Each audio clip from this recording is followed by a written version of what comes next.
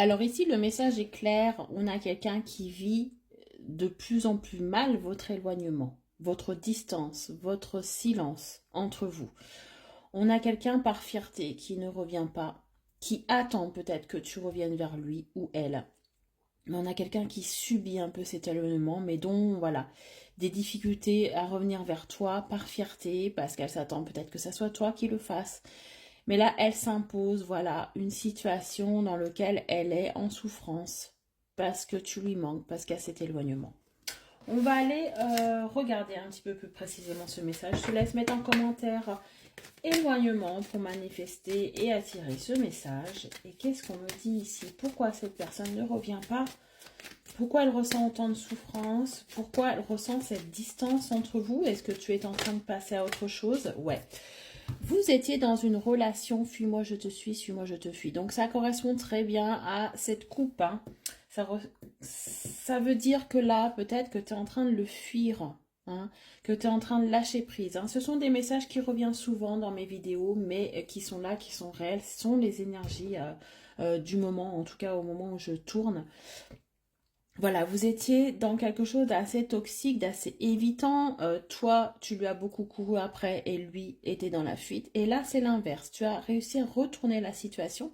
Cette personne a décidé certainement de prendre des distances avec toi. C'est elle qui a eu l'idée en premier de s'éloigner de toi par son comportement évitant, par son comportement assez immature. On va aller voir aussi, hein. Et là, voilà, tu en as eu assez. Et là, ben c'est lui maintenant qui va te suivre, qui va te poursuivre, qui va te courir après d'une certaine manière. Parce que pour lui, c'est trop compliqué. Parce que pour lui, elle ne s'attendait pas à ce que tu partes comme ça et à ce que tu lâches prise comme ça. Voilà. Donc là, retournement de situation de ta part par rapport à cette relation. Donc ça, c'est bien. C'est positif, hein. Qu'elle ressente un petit peu ce que tu as ressenti, c'est bien. Ça va lui permettre de se rendre compte de son comportement. Qu'est-ce qu'on me dit d'autre? Oui, on me dit que cette personne, cela dit, y croit encore. Voilà, elle a encore beaucoup de confiance dans votre relation. Elle se dit que c'est pas possible que tu l'oublies aussi vite, que tu l'oublies comme ça, hein, de cette manière. Voilà, elle pense que vous avez encore des choses à vivre ensemble. Est-ce qu'au moment où vous étiez ensemble, cette personne n'était pas prête? Voilà, elle va certainement voilà, te donner des explications peut-être que tu attends. Mais en tout cas, on me parle encore d'espoir dans cette relation. On me dit effectivement que cette personne a été influencée. Donc je pense elle est responsable bien sûr de son comportement, de ses décisions. Mais ici, on a quelqu'un d'extérieur. Ça peut être une tierce, hein, quelqu'un du passé ou quelqu'un actuel. Qui l'a manipulé, qui l'a monté contre toi. Ça peut être quelqu'un de sa famille, ça peut être ses amis, ça peut être aussi des addictions, des choses qui ont fait qu'il n'était pas totalement lui et que ses décisions étaient un petit peu influençables. Il n'a pas pris ses décisions de lui-même. On me dit qu'il y a eu une emprise.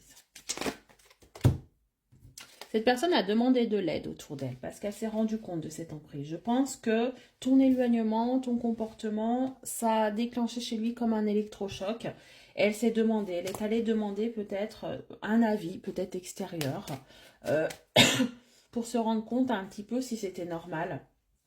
Et cette personne lui a dit clairement, voilà, je pense que tu n'as pas eu un comportement adéquat avec toi. Et effectivement, rends-toi compte de ce qui s'est passé, rends-toi compte de ce que elle ou il a subi. Et c'est normal, en fait, que toi, ben, tu sois dans cet éloignement et dans ce silence maintenant.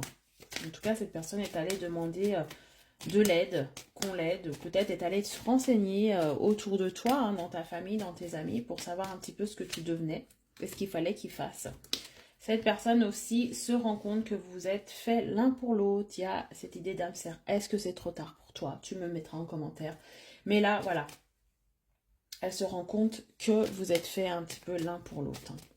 C'est dans l'éloignement, c'est dans ce silence, c'est dans cette souffrance qu'il y a eu cette prise de conscience. Ouais. Cette personne, à un moment donné, a eu beaucoup de choses à gérer. Hein. On me parle hein, d'influence, bien sûr, et je pense que c'est ça ici hein, qui ressort.